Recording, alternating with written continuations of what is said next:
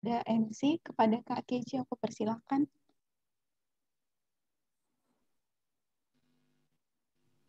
Shalom teman-teman. Apakah suara aku terdengar? Kedengeran nggak? Oke, kita akan mulai BS PMKJ kita hari ini. Saat ini aku mempersilahkan kita semua untuk bersaat teduh secara pribadi.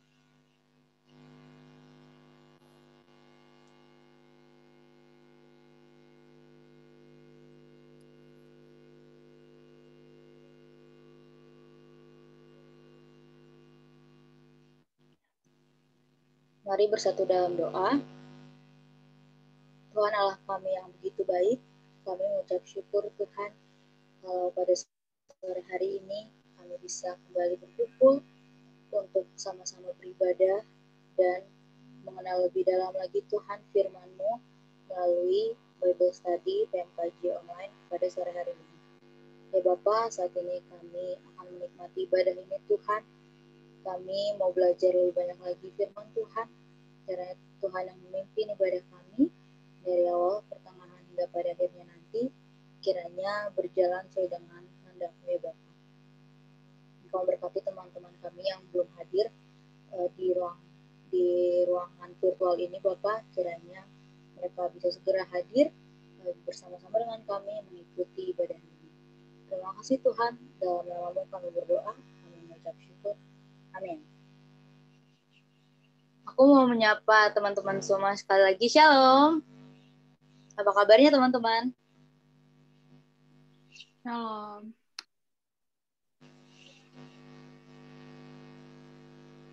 Puji Tuhan, kita sudah berkumpul di Zoom meeting ini. Saat ini kita mau nyanyikan Allah Roh Kudus penuhi kami. Allah Roh Kudus penuhi kami. Ku rindu Kau selalu dalam hidupku. Allah Roh Kudus, ubah hatiku, jalikanku, jamahlah ku rindu hadirat-Mu. Ku sembah kudus, kudus, kuduslah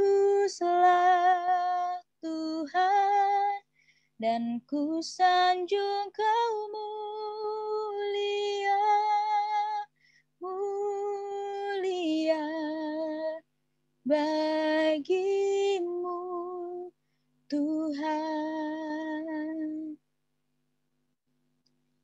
Mari kita bersyukur atas keadilan Allah kita dan bermazmur bagi nama-Nya yang maha tinggi.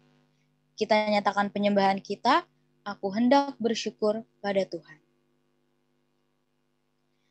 Aku hendak bersyukur pada Tuhan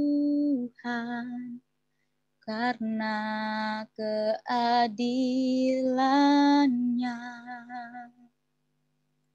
dan bermazmur bagi nama Tuhan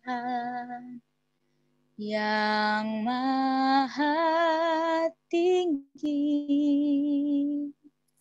Ya Tuhan, Tuhan kami, betapa mulianya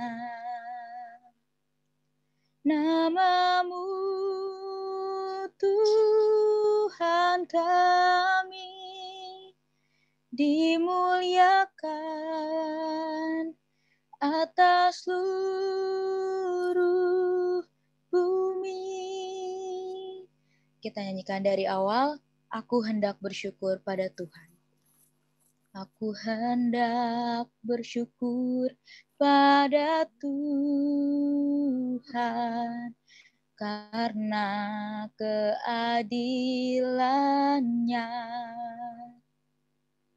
dan bermazmur bagi nama Tuhan yang maha tinggi.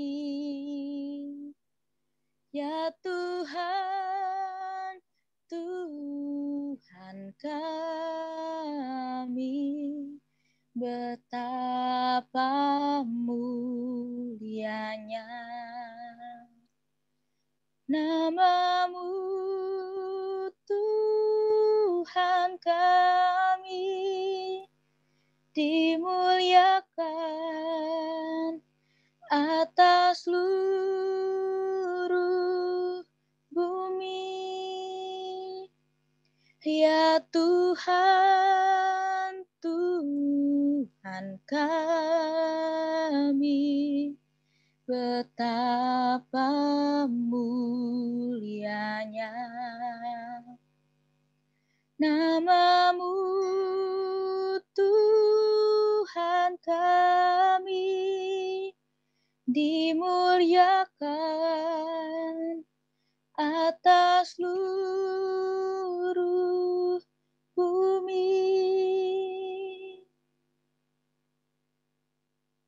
Kepada pensharing kampus dan pendoa syafaat, aku persilakan. Halo, Shalom. Aku Yelsa. Aku mewakili teman-teman dari PSKJ. Jadi aku mau sharing. Bersyukur kemarin tanggal 17 Oktober itu udah dilaksanain KKRS, Kebangkitan Rohani Siswa lewat YouTube. Bersyukur banyak teman-teman siswa yang juga semangat buat hadir, dan kemarin juga setelah ibadah ada kelompok sharingnya. Bersyukur buat kakak-kakak dan teman-teman yang juga memberi diri, menyediakan diri untuk menjadi kakak kelompok sharing. Jadi setelah firman, sharing-sharing dan dilakukan bersama. Dan next-nya tanggal 31 Oktober dan 7 November nanti kita ada ibadah follow up, ibadah lanjutan setelah KKRS kemarin. Dan doakan supaya teman-teman siswa yang kemarin khususnya yang sudah hadir bisa kembali hadir, bisa kembali menikmati ibadah follow up lanjutan dari KKRS kemarin. Itu yang pertama.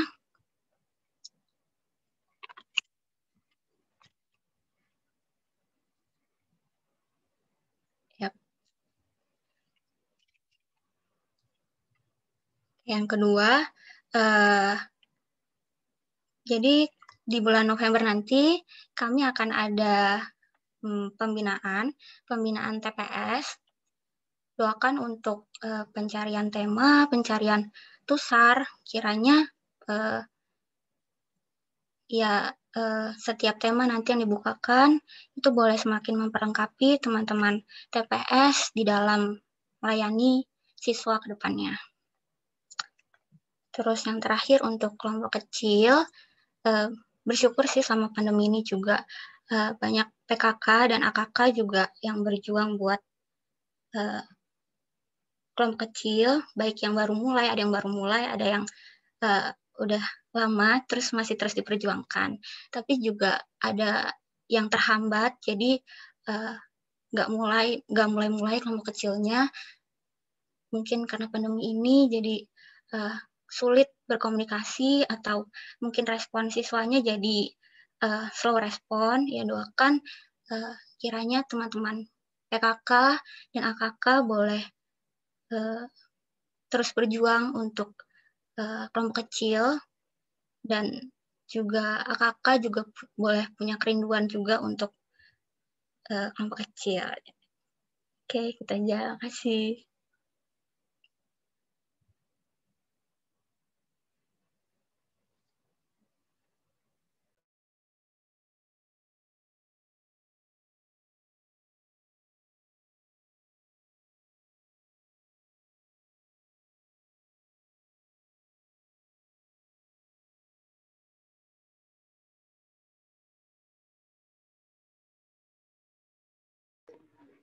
Mungkin Evan bisa langsung doain.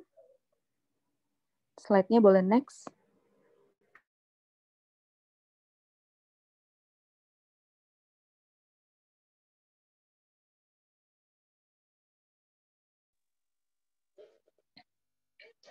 Oke, teman-teman, mari kita bersatu dalam doa. Tuhan Yesus, saat ini kami mau mendoakan untuk TPS, untuk TPS Tuhan, yang mana kemarin itu telah dilaksanakan kegiatan KKRS Tuhan. Bersyukur juga kemarin itu kegiatannya dapat berjalan dengan baik Tuhan, dan juga mereka akan mengadakan lagi di tanggal 31 Oktober besok dan tanggal 7 November Tuhan. Agar kiranya mahasiswa yang telah hadir sebelumnya bisa dengan antusias untuk datang kembali ke acara ini Tuhan.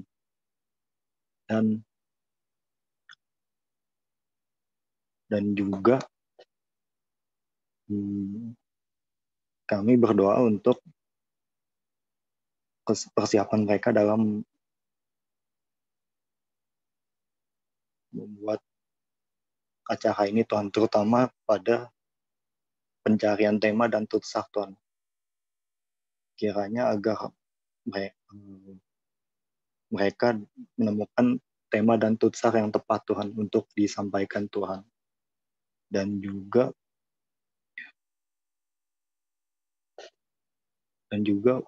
bersyukur juga Tuhan untuk kelompok kecil,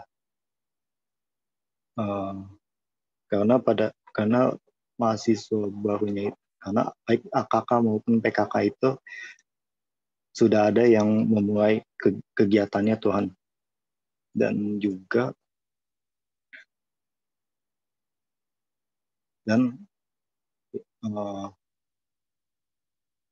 kiranya dapat berjuang, baik itu PKK maupun AKK, maksudnya berjuang bersama Tuhan.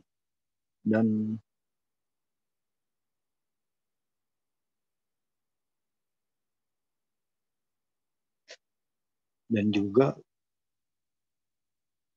kiranya para buruh ini bisa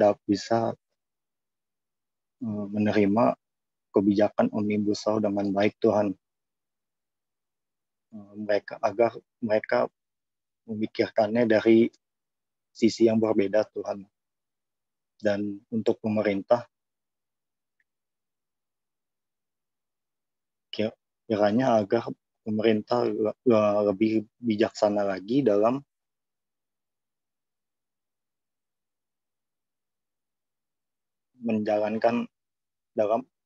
menetapkan kebijakan Omnibus Law Tuhan, agar kiranya tidak hanya pemerintah saja yang dibuat untung, melainkan masyarakat kelas bawah juga atau buruh juga bisa dapat menikmatinya Tuhan.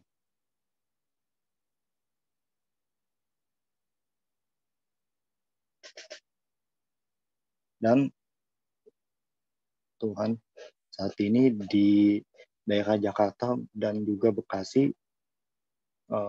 sedang ada beberapa yang mengalami musibah kebanjiran Tuhan.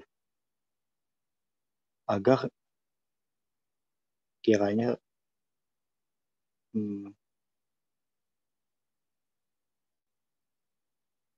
masyarakat yang terkena banjir ini mendapat bantuan oleh pemerintah Tuhan. Dan serta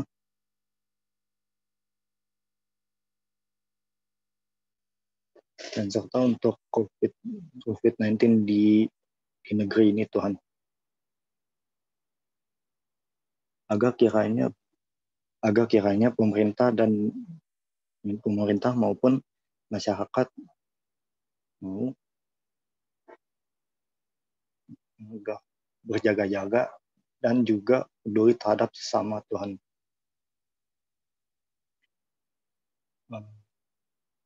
Terima kasih Tuhan Yesus. Amin.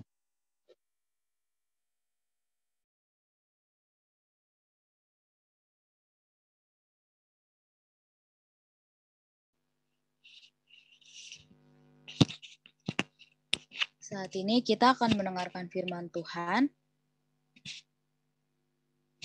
Maaf.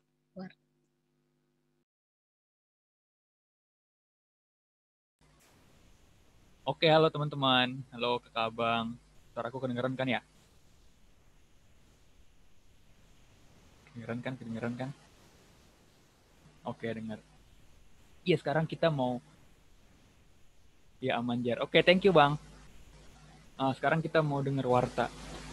Tapi warta hari ini tuh wartanya spesial, karena bukan sembarang warta, melainkan warta PMKJ. Yeay!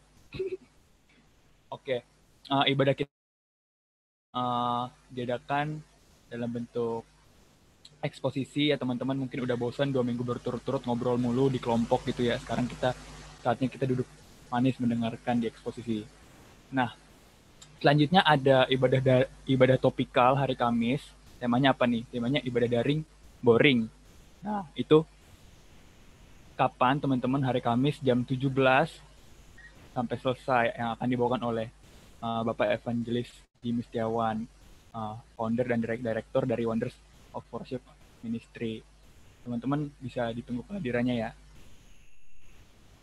Oke, selanjutnya ada P5W.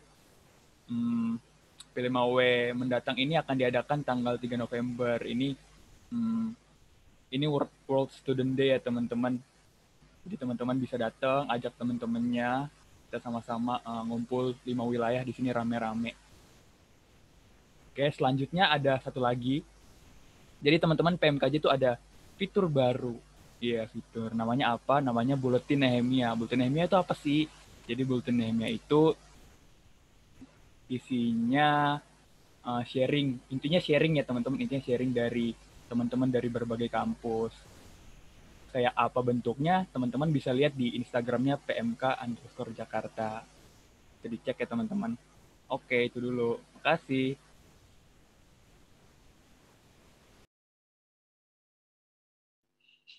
Oke teman-teman, saat ini kita akan mendengarkan firman Tuhan. Mari persiapkan hati dan pikiran kita untuk dipenuhi oleh firman-Nya. Kita nyanyikan, penuhkanlah bejanaku. Aku datang dan ku bersujud di hadapan-Mu. Ku rasakan indah hadirat-Mu.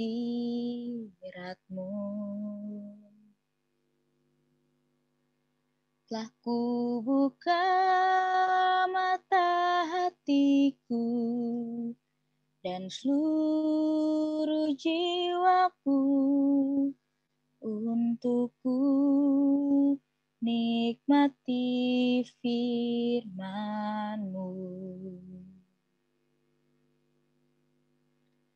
Firman-Mu yang kuasa untuk mengubah sikap hati. Firman-Mu yang tegakkan di saat ku terjatuh. Penuhkanlah bejanaku dengan air sungai-Mu. Ku haus akan firman-Mu. Kepada Bang Niko dipersilakan. Baik, mari kita berdoa teman-teman. Seperti nyanyian yang kami nyanyikan ya Tuhan, kiranya ini menjadi doa kerinduan hati kami. Tuhan, penuhkanlah bejana kami. Bejana yang rapuh ini bejana yang lemah ini. Dalam Mazmur 119 dikatakan jiwa kami melekat kepada debu. Tetapi hidupkanlah oleh kebenaran firman Tuhan. Kami kembali akan belajar ya Tuhan bagian dari firman Tuhan. Yang ditujukan bukan kepada orang kafir, tetapi kepada umat Allah yang menerima Taurat. Umat Allah yang telah mengikat perjanjian dengan Allah. Maka kiranya ya Tuhan, kami yang seringkali menyebut diri umat Allah yang baru, pelayan-pelayan Tuhan, para pemimpin-pemimpin umat, kiranya kami terus dibaharui dan mengetahui ya Tuhan apa sebenarnya kerinduan hati Tuhan bagi kami. Kiranya Roh Kudus memimpin kami di dalam pemberitaan firman Tuhan, baik kami yang akan sharing maupun teman-teman yang akan mendengarkan. Berfirmanlah ya Tuhan, kami telah siap mendengarkan. Dalam nama Yesus kami berdoa. Amin. Oke, selamat sore teman-teman semua. Saya coba share screen. Saya aja yang share screen ya. Saya coba.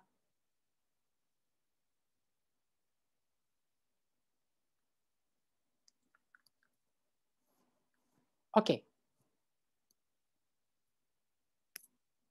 Melanjutkan eksposisi kitab Yeremia, maka tema kita hari ini teman-teman adalah hukuman bagi yang katanya tahu hukumnya.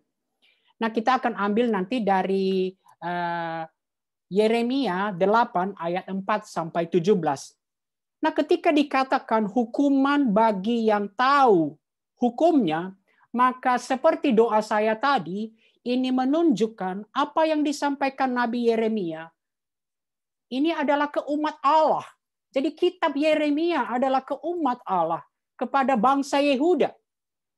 Dan hari ini kita tiba pada bagian yang paling mengerikan. Sekalipun bagian ini yang kita baca ini sampai nanti pasal 10 disampaikan dengan gaya yang puisi yang sangat indah.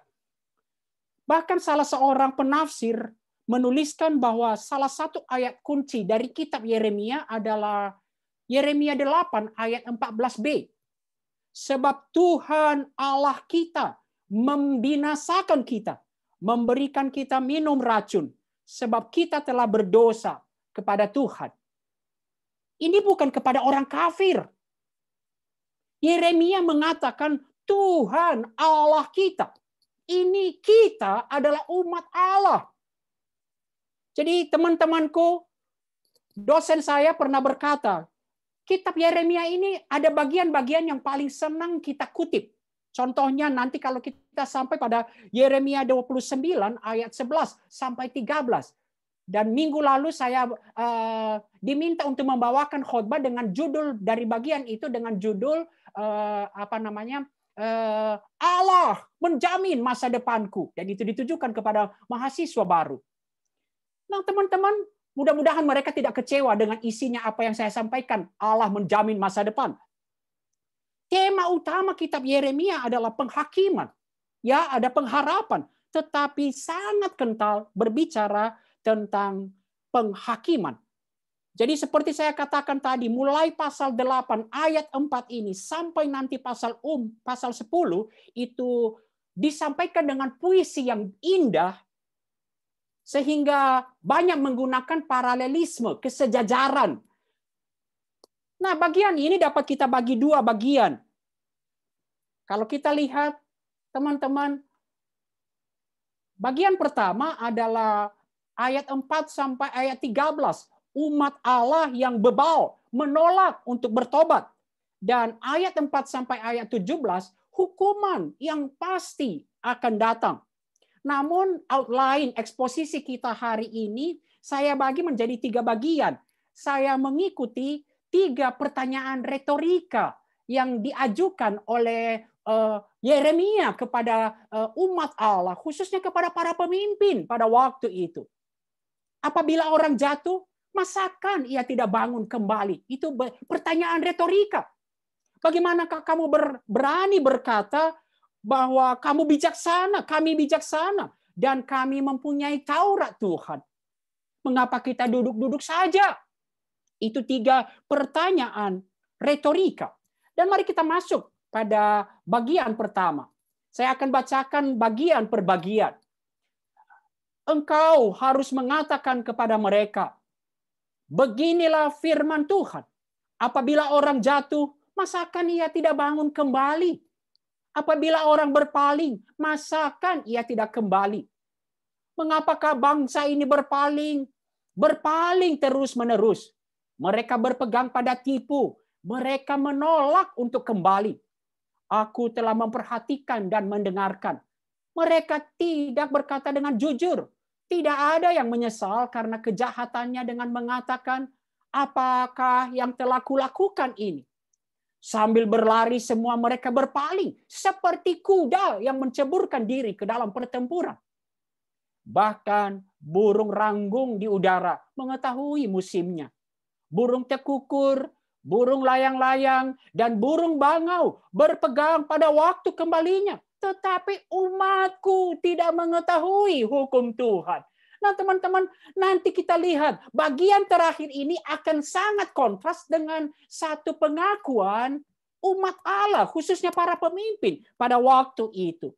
Nah bagian pertama ini, Yehuda, bebal, menolak untuk bertobat. Pada bagian ini, khususnya ayat 4 dan 6, teman-teman ada 6 kali kata dengan akar kata yang sama dalam bahasa Ibraninya, shub atau turn, berbalik, tetapi digunakan dalam 2 arti yang berlawanan satu sama lain. Yang pertama adalah turning away, berbalik, berpaling. Kata berpaling di sini meninggalkan Yahweh, meninggalkan Tuhan sang sumber hidup.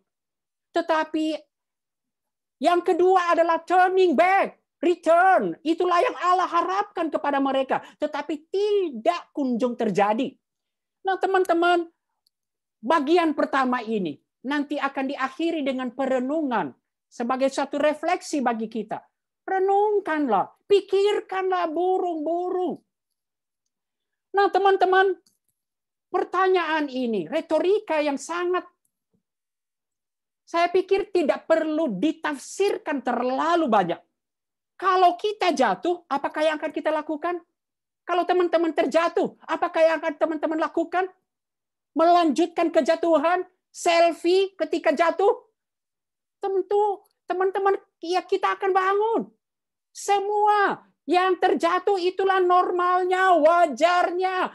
Yang sound benar-benar yang masuk akal. Jatuh, ya bangun. Dan itu yang dikatakan paralelismenya kemudian. Apakah seharusnya yang dilakukan oleh orang berdosa? Ya wajarnya, tentu ia akan bertobat. Kembali kepada Tuhan. Tetapi, namun ayat 5 dan 6 kita lihat, tidak demikian dengan umat Tuhan. Mereka terus-menerus berdosa, tetapi tidak mau bertobat. Dikatakan di sana, mereka berdosa, tetapi tidak mau bertobat. Dalam ayat 5 dan 6 itu ada beberapa pengungkapan keadaan umat Allah yang terus-menerus berdosa, terus-menerus meninggalkan Tuhan. Mereka berpegang pada tipu. Bahkan mereka menipu, memanipulasi diri sendiri. Mereka berkata tidak jujur. Mereka tidak mengakui dan menyesal karena kejahatannya.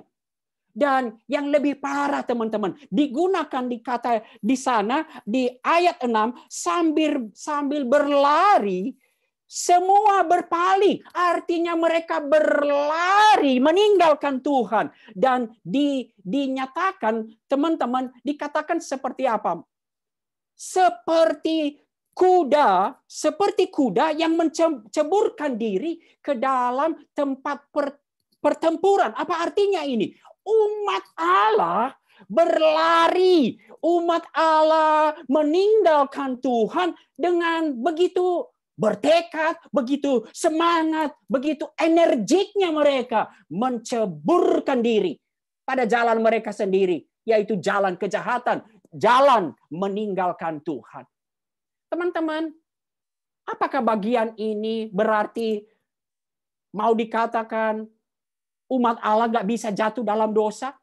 Kalau saya pakai kata Roma 6 mengatakan, dan di dalam surat Yohanes juga dikatakan, bukan soal umat Allah tidak pernah jatuh dalam dosa, tetapi umat Allah bertekun di dalam dosa. Mereka menikmati dosa. Itulah kata Roma 6. Bertekun di dalam dosa. Mereka dengan giat, dengan semangat berlari, menceburkan diri kepada kejahatan. Bagaikan kuda yang penuh energik berlari, menceburkan diri pada pertempuran yang akan membinasakannya. Dan kemudian disimpulkan, mereka menolak untuk kembali kepada Tuhan. Maka kembali saya mau sampai kepada retorika tadi, teman-teman, ketika dikatakan, kalau masakan sih, kalau orang jatuh ngapain? Ya apa yang akan dilakukannya? Ya bangun. Maka teman-teman, saya sampaikan, mohon maaf, saya tidak terlalu pintar memberikan kutipan-kutipan. Tetapi dalam perenungan saya, dalam relasi kita dengan Tuhan, termasuk hal-hal spiritual, moral, bahkan di dalam lifestyle kita, tindakan kita sering tidak sesuai atau melawan akal sehat, akal normal yang juga kita yakini. Di dalam dosa kita bisa melakukan seperti itu. Di satu sisi kita tahu apa akal sehatnya, satu hal yang rasional, tetapi dalam relasi kita dengan Tuhan, kita seringkali melawan itu. Teman-teman, saya tidak pandai mengambil contoh. Jadi ini saya dapat ini dari Bang Alex. Bukankah kita seperti ini? Kita tahu, capek. Terus-menerus nonton film Korea. Menguras energi. Tetapi saya nggak bisa berhenti. Teman-teman, saya pernah praktek di Yayasan Breakthrough Mission Indonesia di Sentul. Di sana adalah rehabilitasi narkoba. Diterima dari banyak semua keyakinan dan agama, tetapi itu dengan cara Kristen. Maka tentu kebanyakan adalah orang Kristen. Dan mereka adalah orang-orang, jangan pikir orang-orang yang kafir, orang-orang yang tidak mengenal Tuhan. Bahkan banyak yang sejak SMA sudah menyerahkan diri, mau menjadi hamba Tuhan. Dan tahu teman-teman, mereka semua rata-rata pakai tato. Dan tato apa yang tidak pernah absen dari semua penderita itu? Salib. Mereka begitu bangga menggunakan salib seperti itu. Teman-teman, mereka bisa ketika saya konseling dengan mereka konseling dengan saya, mereka bisa menangis, mereka bisa mengatakan, wow, keadaan mereka ngakui bahwa itu sesuatu yang membawa mereka kepada kehancuran. Tetapi rata-rata ada banyak 1,5 tahun minimal mereka di sana dicoba diputuskan. Ada yang keluar setelah 1,5 tahun, seminggu balik lagi, masuk lagi. Kalau nggak ketangkap polisi, dibawa keluarganya lagi ke situ. Wow, teman-teman, mohon maaf karena ini apa yang dikatakan Yeremia ini begitu keras. Saya belajar dari Yeremia. Mungkin ada teman-teman kalau mendengar ini tidak senang kepada saya. Karena ada beberapa yang beradu argumen kepada saya. Teman-teman, kita tahu, merokok baik nggak? Ini saya nggak kutip dari mana-mana. Ini saya kutip dari sampul rokok. Lalu kita dengan giat kita akan berdebat. Teman-teman, saya ada yang beradu sama saya, Bang, tunjukkan kepada saya dengan semangat berdebat di bagian mana di Alkitab yang menunjukkan, yang mengatakan tidak merokok, tidak boleh merokok. Wah, saya, teman-teman, maaf ya, saya tidak meladeni hal-hal seperti itu. Akal sehat kita berkata, ya, itu membawa kepada hal-hal negatif, tapi kita tidak bisa berhenti. Teman-teman, beberapa waktu yang lalu, seorang alumni PMK WA saya, dan saya tidak jawab dengan menguraikan panjang lebar. Dia tanya saya, Bang, mengapa kita orang Kristen nggak bisa konsumtif? Di bagian mana Alkitab kita tidak bisa konsumtif? Dan saya tahu, ini bekas TI. Apa artinya ini, teman-temanku? Hal-hal yang secara rasional, normal, orang jatuh bangkit, tapi kita tidak lakukan. Ada begitu banyak contoh-contoh yang bisa kita lakukan. Sampai kepada hal-hal yang begitu halus. Contoh, relasi kita dengan Tuhan dan relasi kita dengan orang tua kita. Apakah relasi kita dengan orang tua kita? Dan Alkitab menggambarkan relasi kita dengan Allah adalah relasi kepada Bapa, orang tua kita. Apakah kita relasi kepada orang tua kita? Kita hanya berkomunikasi kepada mereka ketika kita ada maunya? Tentu tidak, itu kita tahu normal, rasional. Tetapi kenapa kita dalam relasi kita kepada Allah, kita melakukan hal seperti itu? Teman-temanku, teman-teman bisa mengambil contoh banyak. Bahkan dengan retorika yang lebih tajam. Kemudian firman Tuhan menyatakan keadaan umat Allah yang sebenarnya begitu parah. Dan baca ini, teman-teman, saya benar-benar tersinggung. Dikatakan ada kata bahkan. Kata bahkan itu kata untuk menunjukkan keseriusan ketajamannya. Bahkan burung-burung, ada banyak burung-burung di sana. Burung-burung yang bermigrasi mengetahui musimnya. Tahu kapan harus mereka berbalik arah dan terbang ke tempat tertentu. Jadi kalau kita di bagian berikutnya kemudian umat Allah mengatakan mereka berhikmat, mereka bijaksana, mereka dibandingkan dengan ciptaan, dan seringkali burung menunjukkan ciptaan yang otaknya, maafkan saya,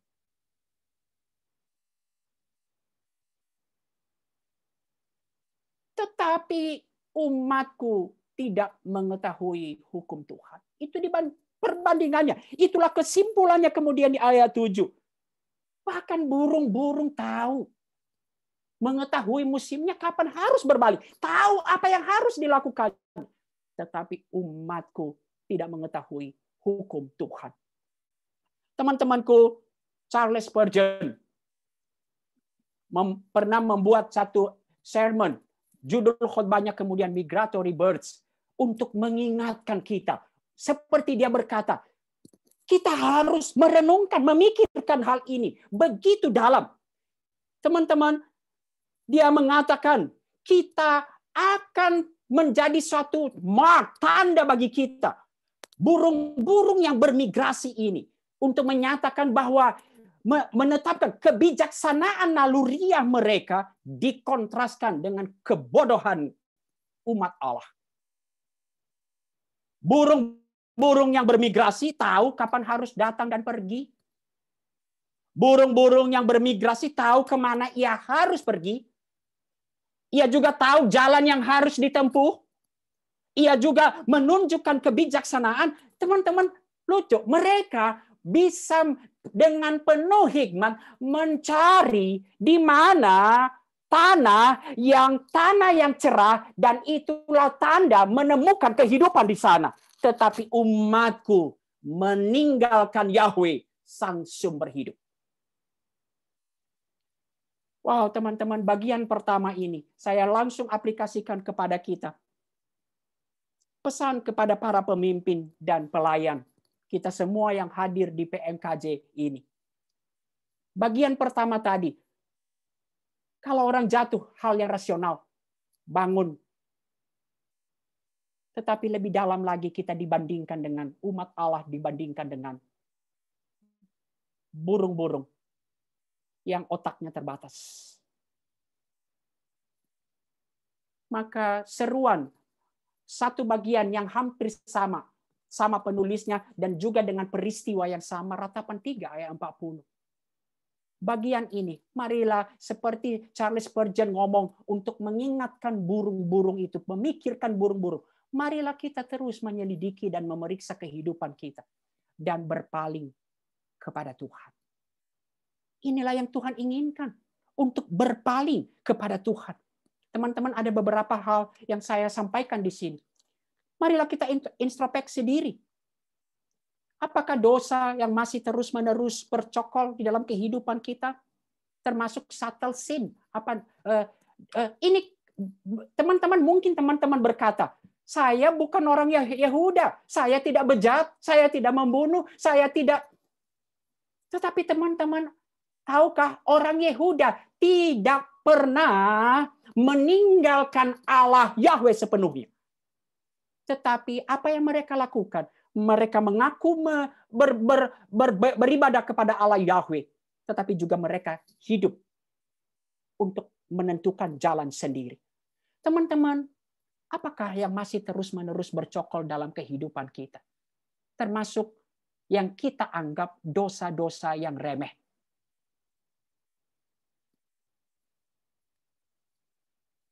Apapun, dosa tetap dosa. Dan itu mengganggu hubungan kita dengan Tuhan.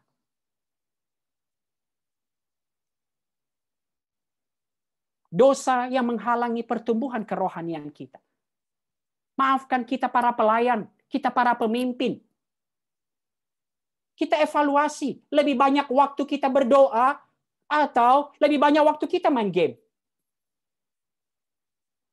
Maka tidak heran, teman-teman, di dalam doa, di dalam banyak hal kita tidak mengalami pertumbuhan. Doa kita hanyalah terus memanipulasi Tuhan. Tuhan berkati apa yang aku mau lakukan. Tuhan berkati apa yang aku rencanakan. Tuhan berkati supaya apa yang aku kerjakan lancar. Tetapi kita tidak pernah bertumbuh. Kita berkata, Tuhan, apakah yang Engkau mau di dalam kehidupanku? Tuhan, apa yang aku harus kerjakan? Apakah dosa? Saya mau mengambil waktu ini, teman-teman. Ada begitu banyak dosa-dosa yang menurut kita dosa-dosa yang remeh. Tentu kita tidak sebejat Yehuda, oke? Tetapi dosa di hadapan Tuhan tetaplah dosa. Ketika engkau tidak bereskan, itu akan mengganggu relasi dengan Tuhan. Maka doa akan begitu hambar relasi dengan Tuhan. Itu akan menghambat pertumbuhan kita. Teman-teman, ingatlah bahwa setiap pelanggaran firman Tuhan, mari kita bereskan segera. Mari kita memohon pengampunan dari Allah dan tinggalkanlah dosa di dalam kasih karunia Allah. Saya rindu kita tidak bermain-main dengan kasih karunia Allah. Roma 5 ayat 20 seringkali tanpa sadar menjadi permainan kita. Di mana dosa bertambah banyak, di sana kasih karunia berlimpah-limpah. Maka persis kemudian Roma 6 ayat 1. Lalu kalau kita balik, bagaimana supaya kasih karunia berlimpah-limpah? Bolehkah kita bertekun di dalam dosa? Teman-temanku, jangan sampai Tuhan menganggap kita lebih bodoh daripada burung. Itu bagian pertama. Bagian kedua. Bagaimanakah kamu berani berkata, kami bijaksana dan kami mempunyai Taurat Tuhan? Seolah-olah dipertentangkan ketika Tuhan berkata, umatku tidak mengetahui hukum Tuhan. Di ayat 7, lalu dimulai masuk 8. Bagaimanakah kamu berani berkata, kami bijaksana dan kami mempunyai Taurat Tuhan? Sesungguhnya pena palsu penyurat sudah membuatnya menjadi bohong. Orang-orang bijaksana akan menjadi malu, akan terkejut dan tertangkap. Sesungguhnya mereka telah menolak firman Tuhan. Maka kebijaksanaan apakah yang masih ada pada mereka? Sebab itu aku akan memberikan istri-istri mereka kepada orang lain. Ladang-ladang mereka kepada penjajah. Sesungguhnya dari kecil sampai yang besar, semuanya mengejar untung. Baik nabi maupun imam, semuanya melakukan tipu. Mereka mengobati luka putri umatku dengan memandangnya ringan. Katanya damai sejahtera, tetapi tidak ada damai sejahtera. Seharusnya mereka malu, sebab mereka melakukan kejijikan. Tetapi mereka sama sekali tidak merasa malu dan tidak kenal noda mereka. Sebab itu mereka akan rebah di antara orang-orang yang rebah. Mereka akan tersandung jatuh pada waktu mereka dihukum. Firman Tuhan.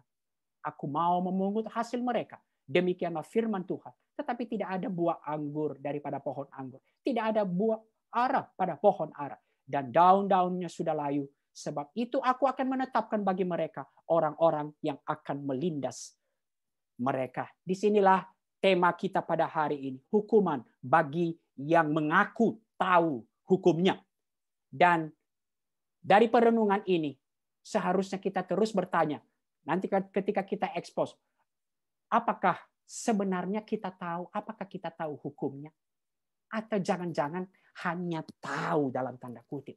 Dan itu adalah hikmat yang palsu. Mari kita lihat dulu dakwaan yang diberikan kepada para pemimpin. Ini secara khusus kepada para pemimpin. Yang pertama, dakwaan kepalsuan dan kebohongan. Mereka memutarbalikkan firman Tuhan.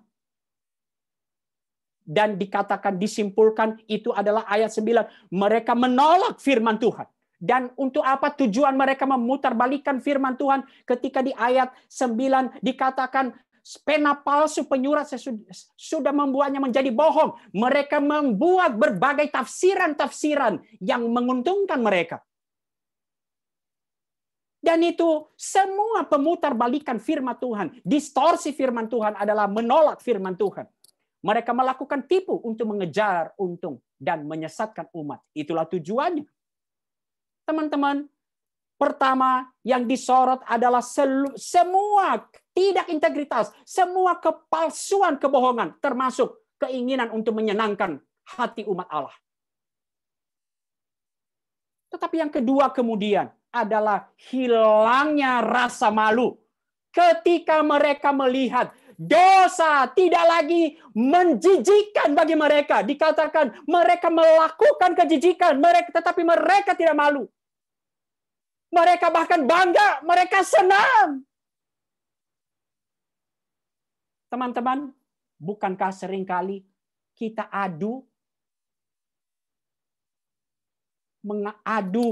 menunjukkan pelanggaran-pelanggaran kita? Hilangnya rasa malu. Teman-teman, kemarin saya ngomong kepada waktu di salah satu PMK, pertobatan sejati tanpa melihat bahwa dosa itu begitu menyakitkan, dosa itu begitu menjijikkan, maka kita tidak akan pernah menikmati apa yang disebut dengan pertobatan sejati. Tetapi yang terjadi ketika kita makin lama makin mengentertain kepalsuan dan kebohongan, sampai kemudian pengerasan hati, hilangnya rasa malu. Ketika melakukan apa yang menjijikkan, justru menjadi kesenangan. Maafkan saya teman-teman, agak usahlah. Teman-teman, hilangnya rasa malu. Dan kemudian ayat 13 kemudian disimpulkan, apa sih sebenarnya yang Tuhan inginkan kepada para pemimpin? Dan inilah dakwaan kepada mereka. Mereka tidak menghasilkan buah seperti yang Tuhan inginkan. Kepalsuan, kebohongan, hilangnya rasa malu. Dosa sudah tidak lagi menjijikkan. Dosa sudah menjadi sesuatu hal yang menyenangkan. Seperti dikatakan tadi, bersemangat.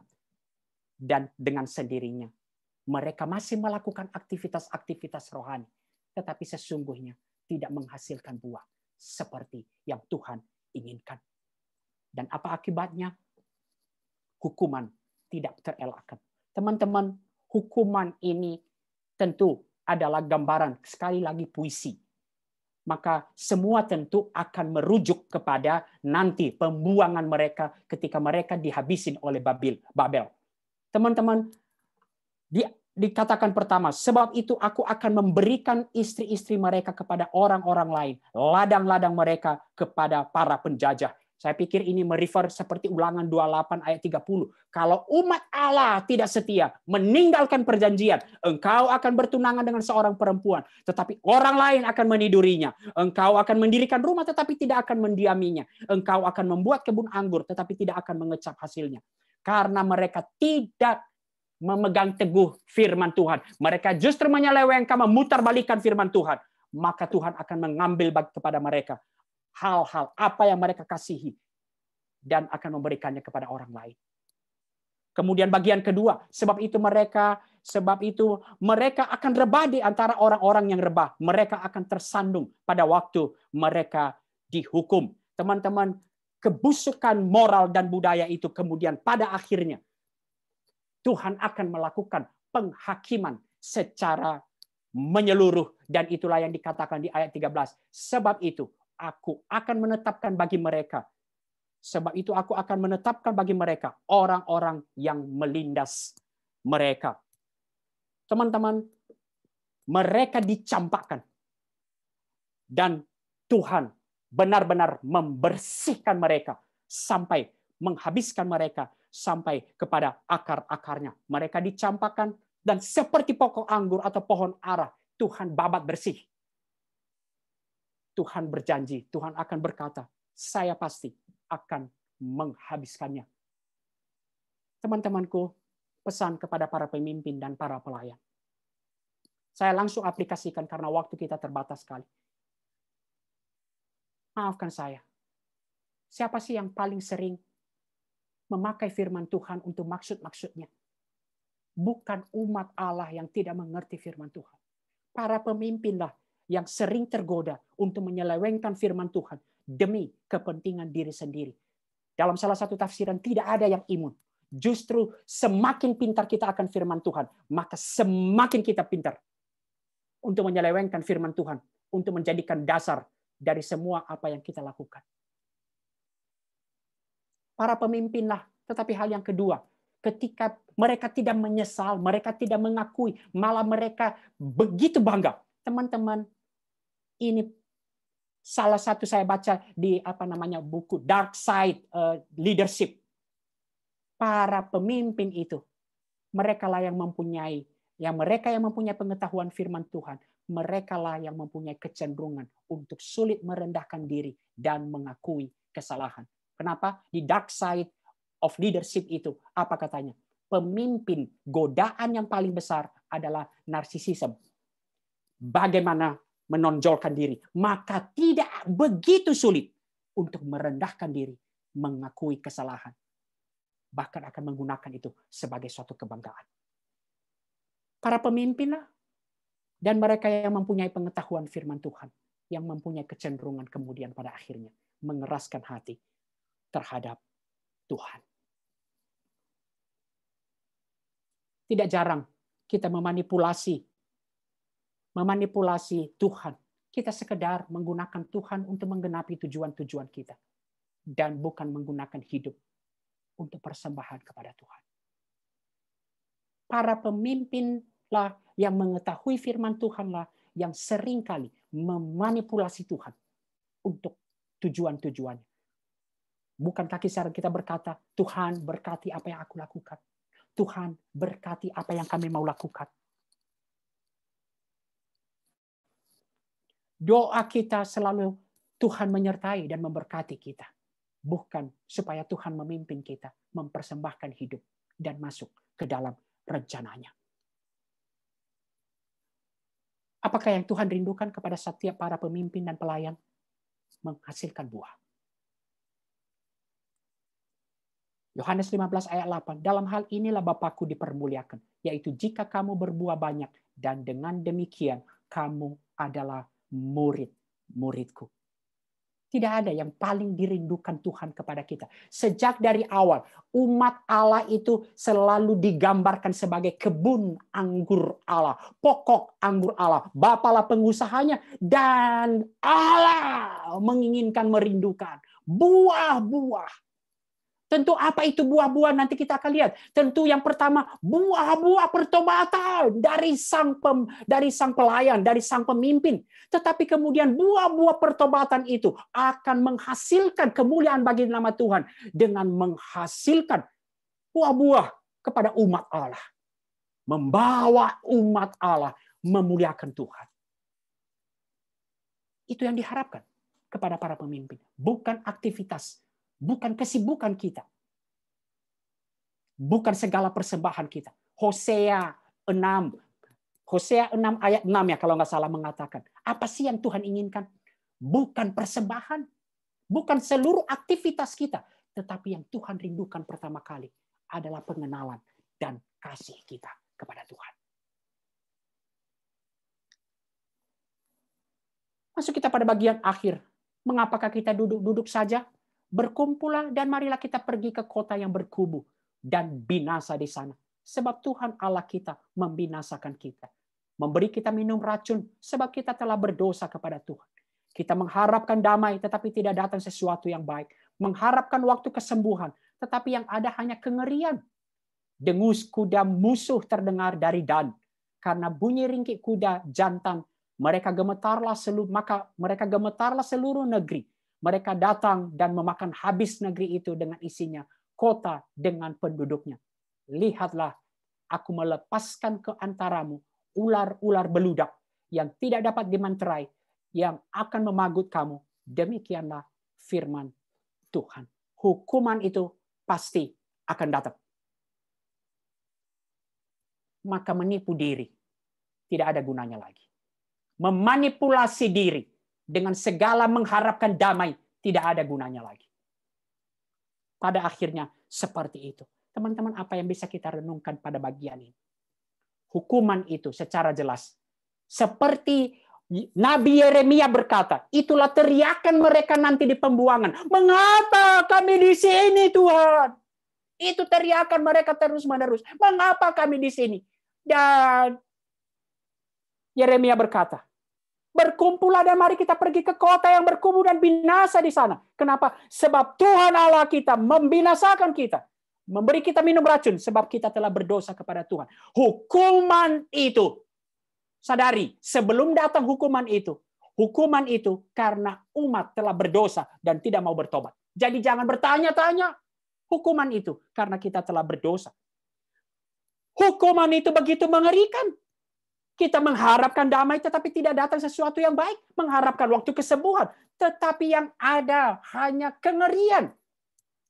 Hukuman itu tidak berlama-lama. Hukuman itu hampir tiba. Dan dikatakan terdengar dari Dan. Dari Dan itu adalah kota bagian utara di batas utara Israel. Dan itu hukuman itu datang dari utara. Itulah Babel. Teman-teman, dikatakan hukuman itu hampir tiba. Seperti kuda yang sudah mendengus. Bunyi ringkik kuda sudah mendengar dan membuat gemetar seluruh negeri. Dan kita lihat, teman-teman, ada eskalasi di sini. Hukuman itu sangat dahsyat dan tidak dapat dielakkan. Teman-teman, mari kita lihat. Ada satu hal yang menarik di sini. Dari kuda yang begitu energik menyerang, membinasakan, tetapi kemudian beralih kepada apa, teman-teman? Beralih kepada ular. Ini begitu menakjubkan. Saya baca dari salah seorang ahli perjanjian lama yang sangat menuliskan perjanjian lama begitu banyak. Walter Brueggemann mengatakan, dari teror yang begitu hebat, begitu dahsyat, begitu cepat membinasakan, lalu kemudian menjadi teror yang lambat, merayap, tetapi pasti mengerikan. Dan itulah ular-ular beludak. Mengatakan hukuman yang begitu dahsyat dan tidak dapat dielakkan, katanya tidak dapat dimancerai, nggak ada obatnya lagi. Dan itu yang dikatakan di bagian berikutnya ketika kemudian Yeremia meratap, tidak ada balsam, tidak ada obat lagi. Teman-teman, apa pesan kepada kita para pemimpin? Mari kita ingat, teman-temanku, dosa selalu mengandung konsekuensi. Maka bersyukurlah jika Tuhan masih memberikan peringatan. Maka bersyukurlah. Saya sering kali mengatakan, teman-teman bersyukurlah kalau teman-teman, saya juga dulu berkata, ini orang-orang ya udah nyontek bertahun-tahun gak pernah ketangkap. Saya baru mulai coba buka-buka, udah ketangkap. Bersyukurlah, puji Tuhan. Tidak membawa kamu kepada dosa yang lebih serius. Dosa selalu mengandung konsekuensi. Maka apa bagian yang mau dikatakan Yeremia pada bagian ini? Teman-teman, nggak ada gunanya lagi bertanya mengapa kami di sini. Nggak ada gunanya berdalih. Nggak ada gunanya menipu diri untuk terus meneriakan bahwa damai sejahtera, damai sejahtera. Termasuk ketika mereka di dalam hukuman nanti. Terus Nabi palsu akan berkata, enggak akan lama, damai sejahtera. Nabi Yeremia, enggak. Yeremia 29 dikatakan, Yeremia 29 ayat 11, kita harus lihat tetap Yeremia 29 ayat 10. Betul, 70 tahun akan merayap penghukuman itu. Teman-teman, ketika hukuman dan pendisiplinan Tuhan datang, respons yang benar tidak ada lain, rendahkan diri, termasuk menerima dan menanggung akibat dari konsekuensi dosa, supaya bisa bangkit kembali. Konsekuensi dosa mungkin menyakitkan, ya, tetapi itu jalan terbaik untuk menerimanya dibanding kita melarikan diri dan makin menjauhkan kepada Tuhan yang akan membawa kita kepada kebinasaan total. Teman-teman, saya mau sampaikan kemudian sebagai bagian akhir. Beriman itu bukan berarti tidak pernah gagal. Tetapi ketika Tuhan menegur dan bahkan menghukum, mendisiplinkan kita, marilah respons yang benar adalah bertobat dan bangkit kembali kepada Tuhan.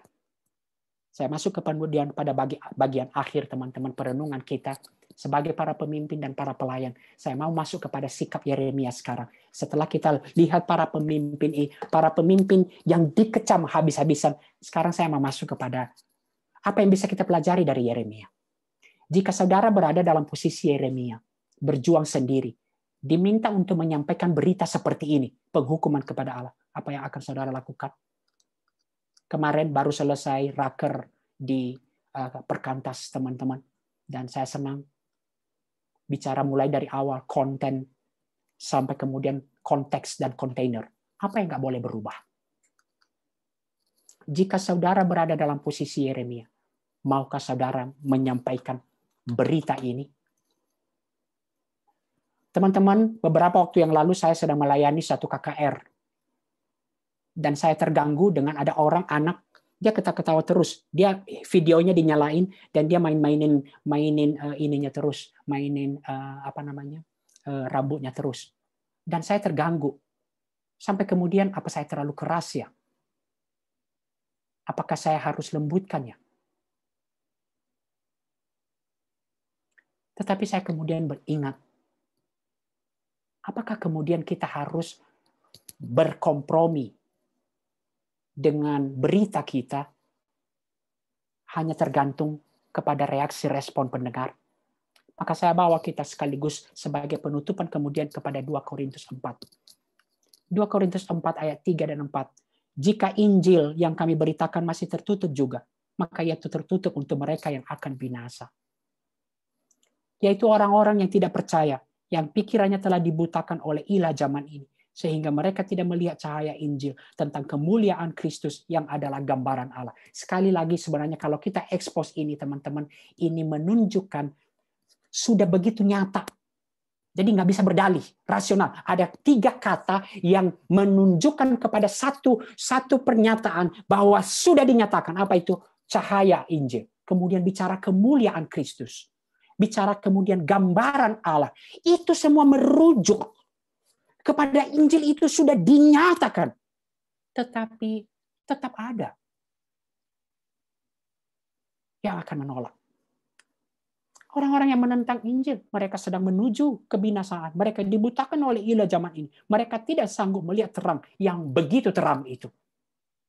Tetapi apa yang dilakukan oleh Rasul Paulus, apa yang dilakukan Yeremia, pelayanan dengan penuh integritas. Tetapi kami menolak segala perbuatan tersembunyi yang memalukan. Kami tidak berlaku licik dan tidak memalsukan firman Allah. Sebaliknya kami menyatakan kebenaran dan dengan demikian kami menyerahkan diri kami untuk dipertimbangkan oleh semua orang di hadapan Allah. Oh, saya senang. Kami tidak memalsukan firman Allah. Tentu kita boleh berubah sesuai dengan konteks supaya kita relevan dengan zaman ini. Tetapi kita diingatkan, hai para pelayan, hai para pengurus di kampus, jangan kompromikan. Teman-teman, saya sudah berulang kali. Saya pernah melayani satu siswa SMA di Depok, dan saya diberikan kertas ketika kemudian KKR. Bang, jangan terlalu singgung-singgung dong. Dosa. Aduh. Lalu judulnya tema retretnya adalah change. Lalu change-nya apa? Apa yang dirubah? Rubah, oh kita berubah, jadi sekarang semangat. Atau apa? Jangan ngomong-ngomong keras, terlalu keras, dosa dong. Dikasih kertas kepada saya. Jangan memasukkan firman Tuhan. Sekalipun tidak populer. Jangan memasukkan firman Tuhan. Sekalipun semakin merosot jumlah jemaat. Saya tidak mengatakan kita bersyukur kepada itu. Tentu kita memikirkan bagaimana kita relevan. Tetapi jangan sekali-sekali memasukkan firman Tuhan. Wah, waktu saya sudah habis, teman-teman. Maaf. Teman-teman, kenapa? Sebab bukan diri kami yang kami beritakan, tetapi Yesus Kristus sebagai Tuhan dan diri kami sebagai hamba-Mu karena kehendak Yesus. Ingat para pelayan PMK, para pemimpin PMK, kita hanya dipanggil untuk memberitakan Injil kasih karunia Allah.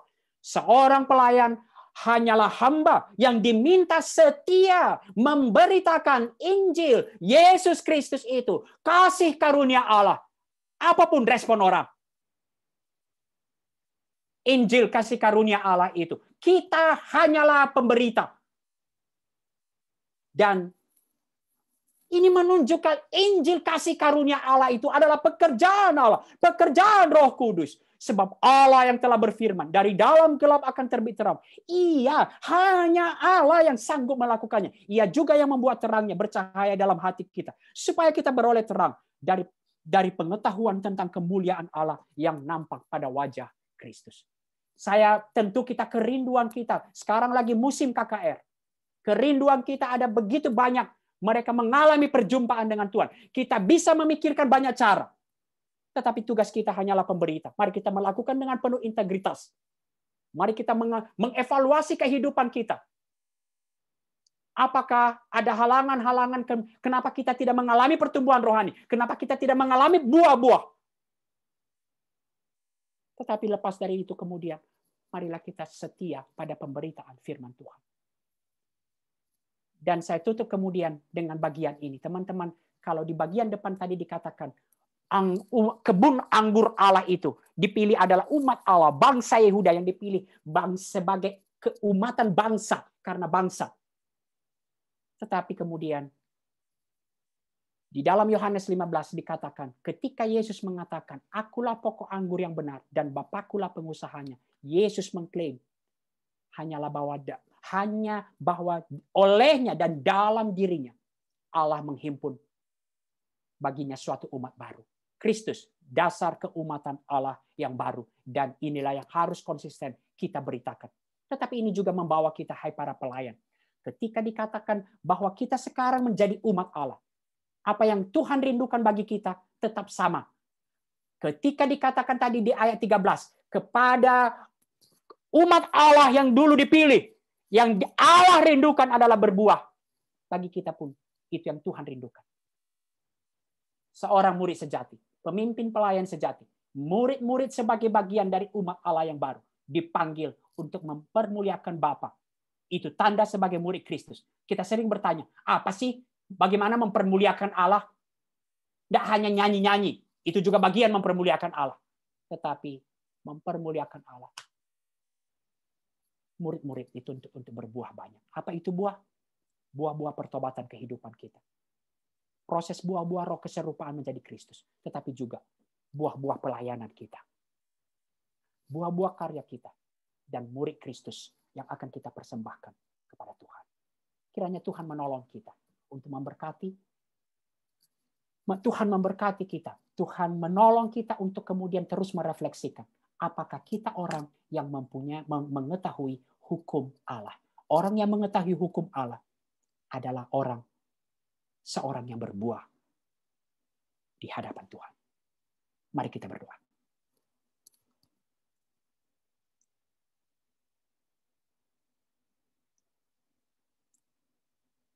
Di dalam segala keterbatasan dan kelemahan kami, kiranya Roh Kudus menolong kami merenungkan ya Tuhan, kami sebagai para pemimpin, sebagai para pelayan PMK. Firman Tuhan meminta kami untuk menyelidiki, mengoreksi hati kami. Adakah dosa-dosa yang terus kami pelihara, yang terus bercokol di dalam kehidupan kami, termasuk dosa-dosa yang begitu halus, dosa-dosa yang mungkin kami anggap remeh, dosa-dosa yang mungkin kami anggap hanyalah sekedar main-main, tidak serius, tetapi dosa adalah dosa. Dosa akan mengganggu relasi kami dengan Tuhan. Dosa akan mengganggu pertumbuhan kerohanian kami. Dan dosa akan memimpin kami kepada kehidupan yang semakin tidak merendahkan diri di hadapan Tuhan. Firman Tuhan juga mengajak kami untuk memikirkan ketika kami berkata, kami mengenal Tuhan, kami mengenal hukum Allah. Apakah kami serius dengan peringatan Tuhan? Apakah kami menghasilkan buah-buah di dalam kehidupan kami? Buah-buah pertobatan, buah-buah pelayanan kami. Dan kiranya juga kami merefleksikannya Tuhan. Jika di dalam kelemahan kami, di dalam kedagingan kami, Tuhan mendisiplinkan kami, Tuhan memberikan peringatan kepada kami, bahkan Tuhan menghukum kami. Ajar kami ya Tuhan untuk merendahkan diri dan berbalik kepada Tuhan. Karena hanya padamu-lah ada hidup ya Tuhan. Hanya ada padamu-lah ada hidup. Di dalam nama Yesus kami berdoa dan bersyukur. Amin.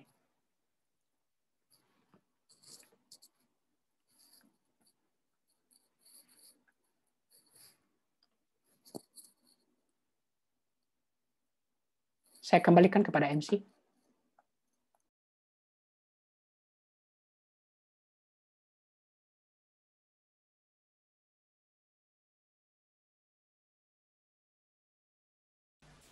Oke, halo teman-teman. Ya ibadah kita udah selesai. Teman-teman bisa ngambil satu dulu. Yuk, aku persilakan yuk.